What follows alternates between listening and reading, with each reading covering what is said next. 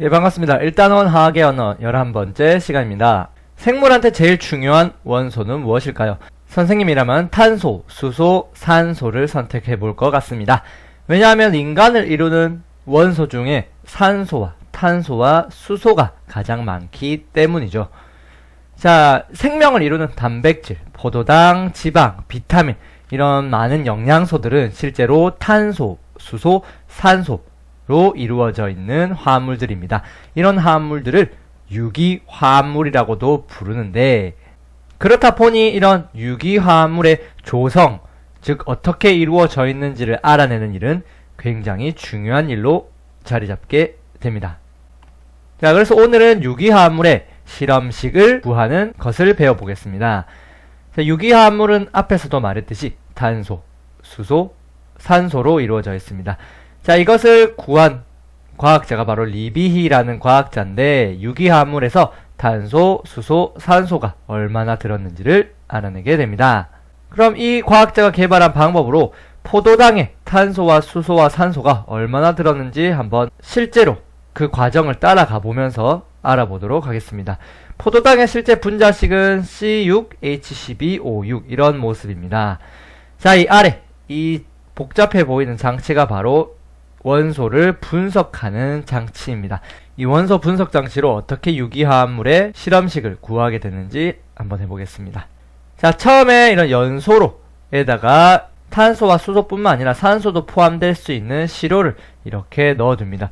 지금까지는 이게 우리는 무엇인지 알 수 없죠. 자, 이 과정에서 잘 타라고 건조한 산소를 집어넣어 줍니다. 산소를 집어넣으면서 이 시료를 지글지글 연소시키게 됩니다. 자, 탄소가 포함되어 있으니까, 탄소가 포함됐으니까 탄소를 연소시켜서 산소랑 반응시키면 뭐가 나올까요? 예, 이산화탄소가 나오게 됩니다. 마찬가지로 수소도 역시 시료에 포함되어 있으니까 수소를 역시 산소와 반응시킨, 즉 연소를 시키면 뭐가 나올까요? 예, 물이 나오게 되겠죠.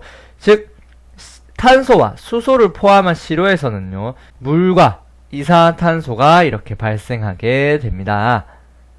자, 이 물과 이산화탄소는요, 옆에 이제 염화칼슘 CaCl2를 채운 관으로 이동하게 됩니다. 이 관에서는요, 바로 물을 흡수하는 일이 일어납니다. 자, 기체들을 이렇게 이동해서 이산화탄소는 지나쳐 가는 데 비해 이 H2, 물은 이 염화칼슘에 잡히면서 흡수가 되게 됩니다. 자, 그렇게 되면서 흡수한 물만큼 질량이 여기 관이 증가하게 되겠죠. 자, 이제 지나쳐온 이산화탄소는 다음에 NaOH, 수산화 나트륨이라는 물질로 채운 관에 들어가게 됩니다. 자, 이 관은 역시 이산화탄소를 흡수하게 되고, 역시 이산화탄소가 흡수되고 흡수한 이산화탄소만큼 질량이 증가합니다. 자, 이 증가한 질량을 보고 이 우리가 분석하고자 하는 탄소와 수소를 포함한 시료에 탄소와 수소가 얼마나 들었는지 알 수 있습니다. 자, 여기부터 한번 보겠습니다. 자, 흡수한 H2O만큼 증가한 질량이 만약에 54mg이었다고 가정을 해보겠습니다. 54mg만큼 물을 흡수했을 때, 자, 이 물에서 여기 물에 있는 수소는 어디서 온 거냐면 바로 이 미지시료의 수소에서 왔을 것입니다. 근데 이 산소는 시료에서 온 게 아니라 여기 넣어준 건조한 산소에서 이렇게 왔기 때문에 우리는 이 물에서 이 수소의 질량만 알면 이 미지시료에 있는 수소의 질량 역시 알아낼 수가 있는 것입니다. 자, 그러니까 이 물에서 우리가 알고자 하는 거는 수소의 질량만 알아내면 됩니다. 자, 이걸 어떻게 구하냐? 바로 전체 흡수한 54mg에서 이 물에서 수소의 질량 비율을 곱해주면 54mg에서 수소가 얼마만큼의 질량을 차지하고 있는지가 나오게 됩니다. 자, 실제 H2O에서 수소의 질량 비율은 몇일까요? 그것은 바로 18분의 2에 해당하는데 왜 그러냐? 18은 H2O의 분자량에 해당합니다. 즉, 물의 분자량에서 수소 2개가 차지하는 질량이 딱 18분의 2에 해당합니다. 수소 하나가 원자량이 1이니까 2개면 2에 해당하는 것이죠. 즉 18분의 2는 물에서 수소 2개가 차지하는 질량 비율인 것이죠. 자, 그래서 54에서 곱하기 18분의 2를 하면 수소의 질량이 나오게 됩니다. 답은 한 6mg의 수소라는 값이 나오게 되는데, 아까 말했듯이 이 6mg은 여기 미지시료에 포함된 수소의 질량과 동일한 것입니다. 자, 같은 방법으로 흡수한 CO2의 질량이 만약에 132mg이 흡수되었다고 했을 때, 이 이산화탄소의 탄소, 이 탄소는 역시 여기 시료의 탄소에서 흡수된 것이라고 보면 됩니다. 이산화탄소의 산소는 그냥 이 건조한 산소가 이용된 것이고요. 그래서 우리가 필요한 것은 그냥 탄소의 질량만 알아내면 됩니다. 자, 이 흡수한 132mg의 이산화탄소에서 이 탄소의 질량을 어떻게 구하냐? 같은 방법으로 전체 흡수한 이산화탄소 질량에서 탄소의 질량 비율만 곱해주면 됩니다.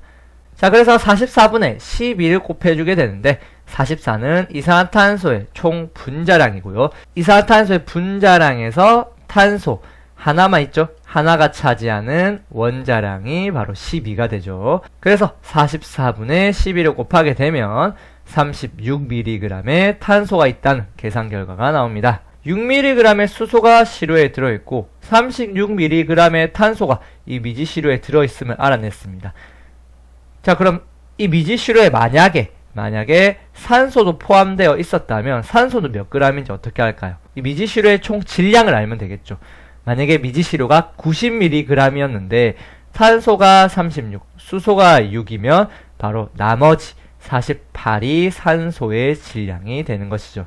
자, 결국 앞에서 복잡하게 계산을 통해서 36mg의 탄소, 6mg의 수소, 48mg의 산소가 있다는 걸 알아냈습니다. 자, 이것을 이제 몰수로 변환을 시켜주면 됩니다. 옛날에 배웠듯이 몰은 물질 1몰의 질량분의 물질의 질량인데, 그냥 간단하게 원자량 혹은 분자량 분의 질량이다, 이런 식으로 외워달라고 했습니다. 36mg의 탄소에는 탄소의 원자량 12분의 36mg을 해주면 몰수가 나오겠죠. 답은 0.03몰이 될 것이고, 자, 같은 방법으로 수소는 1분의 6이 돼서 0.06몰, 산소의 원자량 16분의 산소의 질량 48mg을 하면 역시 0.03몰이 될 겁니다.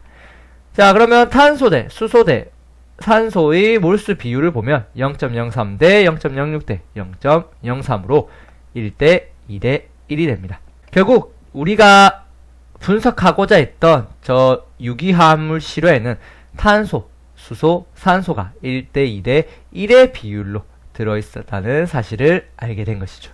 그래서 이 비율을 통해서 우리는 실험식이라는 것을 나타낼 수 있는데, 자, 탄소가 1개, 수소가 2개, 산소가 1개, 이런 식으로 비율로 적어주는 게 바로 실험식입니다.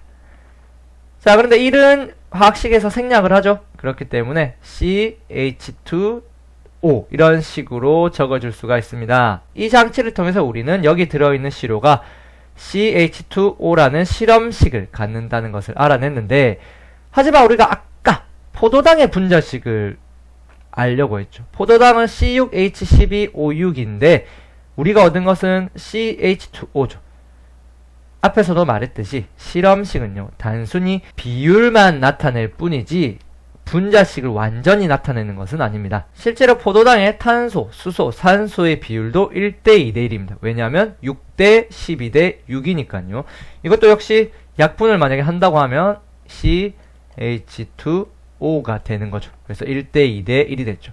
그래서 실험식은 단순히 비율만 나타내는 거라는 것을 알아두시기 바랍니다.